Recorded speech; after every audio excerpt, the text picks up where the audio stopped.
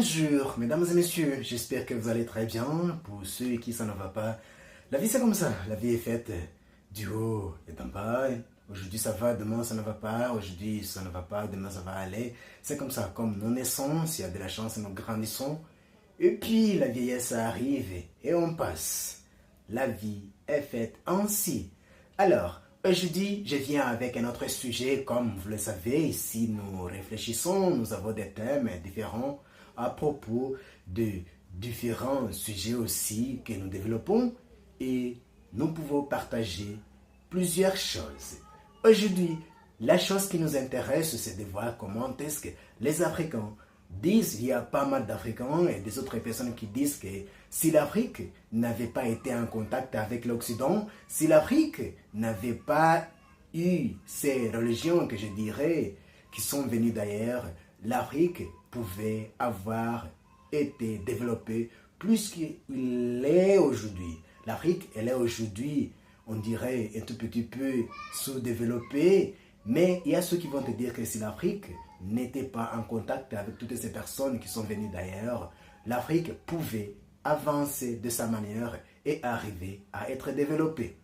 Pas mal de gens vont te dire que si l'Afrique n'avait pas reçu le christianisme et les autres, l'islam, pouvaient bien avancer. Mais est-ce qu'avoir eu le christianisme ou bien même l'islam pour les autres pays de l'Afrique, ça a dérangé quelque chose? Ou bien au contraire, ça pouvait aider ces pays à pouvoir se développer. Puisque si nous voyons par exemple l'Europe, pas mal de pays européens sont chrétiens ou bien ils ont reçu le christianisme. Mais ils se sont développés puisque le christianisme, il y a des gens qui pensent que c'est européen, mais ce n'est pas européen. Le christianisme est aussi venu d'ailleurs. Les Européens, c'est comme s'ils se sont attribués, ils se sont donné le christianisme. Ils ont été évangélisés par l'après. Après avoir reçu ce christianisme, ils ont amené, apporté ça aussi en Afrique et dans les autres pays. Mais la façon dont ils ont utilisé pour pouvoir arriver dans ces pays, il y a là on voyait que c'est venu avec l'esclavagisme ou bien même avec la colonisation. Mais est-ce que ces pays européens, eux aussi, avant, n'avaient pas le christianisme? Mais ils ont reçu le christianisme et ils ont pu se développer. Le christianisme est déjà devenu chez eux comme l'écriture. C'est déjà ancré dans le cœur, même si pas mal de gens là-bas ne participent pas dans des églises ou bien se proclament comme des chrétiens, même s'ils n'ont, je dirais pas, je vais dire s'ils ne sont pas actifs, mais le christianisme est devenu déjà comme l'écriture. Mais pour les Africains, l'Africain n'a pas pu se détacher de sa culture. Il n'est pas devenu aussi européen, il n'est pas devenu arabe. Il est coincé là-bas au milieu. Il est tout ça fait lui-même. C'est ça qui dérange. Mais puisque dire que non, les pays africains doivent revenir à leur, je dirais, à leur religion de l'époque, des religions traditionnelles, là aussi ça va déranger puisque l'Afrique n'est pas un seul pays. L'Afrique aussi a plusieurs pays ou bien a plusieurs aussi populations qui ont de différentes cultures. Ils avaient même plusieurs dieux, je dirais, puisque et aussi leur religion traditionnelle n'est pas la même. Là aussi ça ne va pas passer. Est-ce que si on dit non, les Africains doivent revenir à leur religion traditionnelle, mais c'est laquelle? C'est quelle religion? Non, ils doivent abandonner les noms de ces pays-là, je dirais, les noms qu'on dit qui sont chrétiens ou bien les noms arabes pour revenir à leur nom. Mais parfois, nous considérons l'Afrique comme un seul pays, comme une seule nation, alors qu'il y a plusieurs cultures, il y a plusieurs pays, même si les frontières ont été fixées par ces occidentaux, mais ce qui est sûr est que les Africains ne sont pas aussi une même nation. Étant comme ça, on ne peut pas dire que les Africains aussi doivent revenir à leur culture. Laquelle? C'est peut-être à l'aide de différentes cultures, puisque Elles sont beaucoup ces cultures. Elles ont plusieurs cultures aussi. Mais pour les Européens, lorsqu'ils disent que les Européens, non, nous a évangélisés, ils sont venus avec l'esclavagisme, même avec la colonisation. Mais il y a aussi des pays de l'Europe qui ont été colonisés, des pays de l'Europe qui ont reçu l'évangélisation par la force. Ils ont reçu aussi l'évangélisation par force sans avoir voulu devenir chrétiens, mais ils ont accepté. Par exemple, j'étais en Pologne, j'ai vu comment est-ce que les Polonais vont te dire, nous avons été convertis au christianisme par force, par les Allemands. Mais aujourd'hui, la Pologne est plus chrétienne, même plus que l'Allemagne. C'est ce qui est intéressant. C'est comme si bientôt les Polonais doivent aller en Allemagne pour les prêcher, comme ce qui se passe maintenant en Afrique. Ce sont les Africains qui se considèrent plus chrétiens que des Européens, que ce sont ces Africains qui connaissent mieux la Bible que les personnes qui les évangélisent, que ces Européens. Et les Africains vont te dire, nous connaissons peut-être le Coran plus que même les Arabes, mais ça ne peut pas être possible. Vous vous attribuez des choses qui ne sont pas pour vous, mais si vous êtes à mesure de pouvoir en développer, ce serait mieux. Est-ce que c'est possible? Cela se dérange, puisqu'on voit que l'Afrique n'est ni européenne, ni arabe, ni purement africain. Il est là au milieu, perdu. Il ne peut pas avancer pour se l'attraper ou bien pour pouvoir arriver à être comme un Européen ou bien comme un Arabe. Il reste là-bas au milieu. Mais dire que la religion importée a tout basculé, ou bien que c'est cette religion qui a causé que les pays africains soient sous-développés, ça serait faux. Puisqu'il y a des autres pays qui ont été colonisés, des autres pays qui ont reçu la religion qu'ils n'avaient pas, mais qui ont pu se développer. Mais pour les Africains, ah oui, c'est comme si ils reçoivent une chose et ces Africains ne veulent pas céder à ce qu'ils possédaient bien avant, mais aussi ils ne sont pas à mesure de prendre ce qui les arrive. Ils restent là-bas au milieu. Oui, tu vas trouver une personne qui va te dire que moi, je vais essayer de parler en français ou bien en anglais, mais ma langue maternelle, je dois être aussi à mesure de pouvoir connaître ma langue maternelle. Si ma langue maternelle n'est pas du tout français, ou bien n'est pas anglais, n'est pas polonais, n'est pas du tout une autre langue qui est importée. Mais être fier aussi de sa langue maternelle. Oui, nous pouvons apprendre des autres langues. Nous pouvons être à mesure d'apprendre des langues que nous sommes à mesure d'apprendre. Mais aussi, il ne faut pas dire que nos langues maternelles ne sont pas du tout bonnes. Elles sont les meilleures puisque c'est la langue elle-même qui t'a accueilli, puisque c'est la langue de ta maman. Cette langue est la première que tu as accueillie. C'est la langue qui t'a reçu sur la terre que tu ne peux pas abandonner. C'est comme ton identité, tu ne peux pas jeter tout cela. Mais aussi, nous apprenons des autres langues pour pouvoir être en contact avec des autres personnes. Il ne faut pas aussi se fermer, dire non, moi je ne peux pas parler les langues des autres personnes, je ne peux pas m'importer les noms, ou bien je ne peux pas manger comme ces personnes mangent, puisque par nature, nous sommes des êtres humains tout d'abord. Avant d'appartenir à une communauté, nous naissons, nous sommes des êtres humains. Nous avons le même sang. Nous avons le même corps, mais nous appartenons à des sociétés différentes. C'est ce qui nous différencie. Mais l'homme peut apprendre à vivre avec tout le monde. Il ne faut pas dire, non, ça c'est pour les Européens, ça c'est pour les Arabes, ça c'est pour les Africains. Ça c'est se fermer. Alors que l'homme, si tu étais né dans un pays, je dirais là-bas, si tu es né en Afrique, et que l'autre est né en Arabe, Ce qui vous différencie, c'est de l'endroit où vous êtes né. Et tu peux te retrouver aussi dans une religion que tu n'as pas choisie. C'est ce qui nous arrive maintes fois. Tu te retrouves comme chrétien, tu n'as pas choisi. C'est la famille qui t'a accueilli. Tes parents étaient catholiques, par exemple. Ils t'ont baptisé même à l'âge, donc à ta naissance, tu as été baptisé. Et tu t'es retrouvé dans l'église. Et tu as grandi là-bas. Et tu te proclames comme chrétien, bien comme catholique. Et tu es même fier. Mais aussi, de l'autre côté, il y a un musulman qui est né et s'est trouvé dans une famille musulmane et ne peut pas faire autrement. Et c'est ce qu'il a trouvé là-bas. Il ne peut pas faire autrement.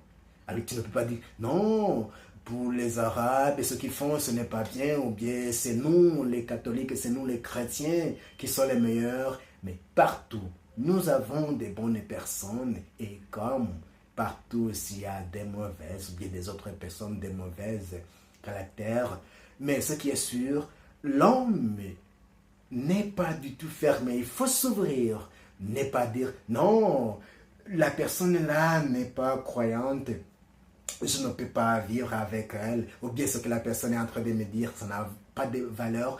Moi, je crois à la Bible, le Coran n'a rien d'autre à m'apporter. Mais, est-ce que la Bible là, tu es sûr que ce que tu lis là-bas, ce sont des bonnes choses là seulement? Même il y a des histoires des autres continents, des autres peuples que tu t'attribues, qui ne sont pas pour toi. Si nous prenons même un simple exemple, lorsque tu lis, je dirais, la lettre qui est là, que Saint-Pierre et peut-être que Saint-Paul a adressé à une telle communauté, tu t'attribues une lettre qui n'était pas pour toi, qui n'était pas destinée à toi. Toi, tu vas dire, pardon, il y avait l'avion qui passait, vous allez me pardonner. Oui, je disais que dans la Bible, même là-bas, nous trouvons des lettres qui ne sont pas pour nous. La lettre de Saint Paul apôtre aux Corinthiens. Toi, tu n'es pas né là-bas, à Corinthe. Une lettre adressée peut-être aux Romains. Toi, tu n'es pas romain. Mais tu vas t'attribuer la lettre, tu vas dire que ce qui est là-bas te concerne. Ça te concerne comment? Oui, c'est un enseignement qui peut t'aider, mais il ne faut pas fonder toute ta vie sur ça. Tu es plus que ça. Et le Coran a quelque chose à t'apporter. Comme tu peux trouver un autre livre qui va t'intéresser. Tu peux trouver des histoires ou bien une histoire qui va t'aider dans ta vie. Mais il ne faut pas dire, non, ce peuple ou bien ce que ces gens-là disent, ce n'est pas du tout bon, ça ne peut pas m'aider. Ça peut t'aider, il ne faut pas t'enfermer. En revenant, si ces Africains qui disent, bien les autres qui les soutiennent, qui disent que non, l'Afrique doit revenir à sa religion traditionnelle, c'est tout un problème. Laquelle? Puisque l'Afrique n'est pas une seule nation, l'Afrique n'est pas un seul pays, il n'y a pas même une seule langue. Oui, on peut se proclamer comme nous sommes tous noirs, mais là-bas aussi s'accroche, puisque ce ne sont pas toutes les personnes qui sont noires, qui sont des Africains. Ce ne sont pas toutes les personnes qui sont blanches, qui sont des Européens. Aujourd'hui, tout a été mélangé. Et c'est là où il faut faire attention. Tu sais, parfois nous pouvons trouver une personne blanche, tu vas commencer à parler dans ta langue que tu dis maternelle de ton pays, de l'Afrique, que je ne sais pas, et tu peux penser que la personne ne te comprend pas, alors que la personne est née dans ce pays-là, et elle connaît cette langue que tu dis que c'est ta langue maternelle, mais même pour elle, c'est sa langue maternelle, même si elle est blanche. Il y a des personnes noires qui aujourd'hui ne sont plus africains, si ses parents ne sont pas africains, ils peuvent être d'origine africaine, mais ils ne sont plus là. Cet enfant qui est né de deux parents, qui ou bien un parent est européen ou bien l'autre est arabe, l'enfant sera de quel pays? L'enfant va se chercher comme ça, mais ce qui est sûr, elle aura une langue maternelle, tout d'abord, qui peut être arabe, qui peut être, je ne sais pas, le français, qui peut être l'anglais, qui peut être une autre langue comme ça.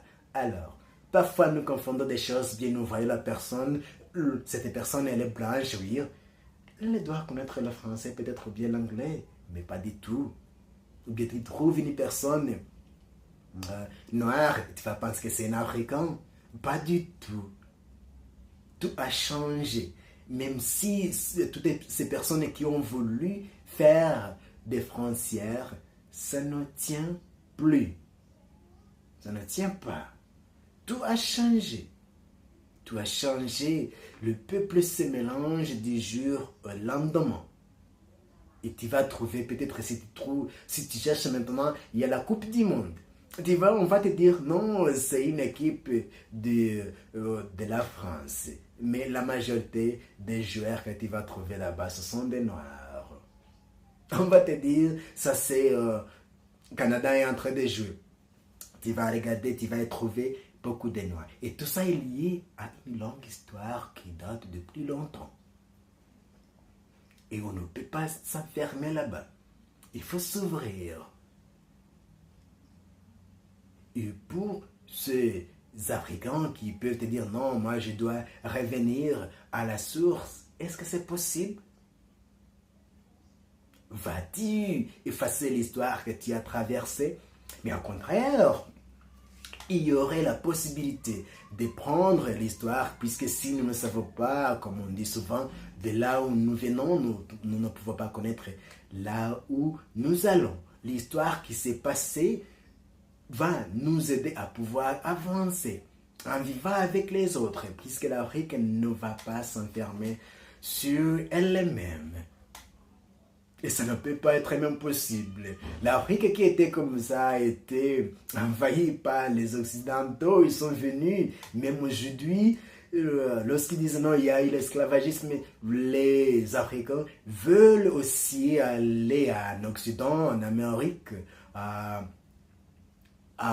au Moyen-Orient là-bas. Mais parfois, lorsque tu vois la qualité des travaux qu'ils exercent là-bas, c'est parfois des travaux que les natifs ne veulent pas faire ou bien qu'ils considèrent comme si ce n'était pas du tout bon. Mais l'Africain va dire, non, pas tous les Africains aussi.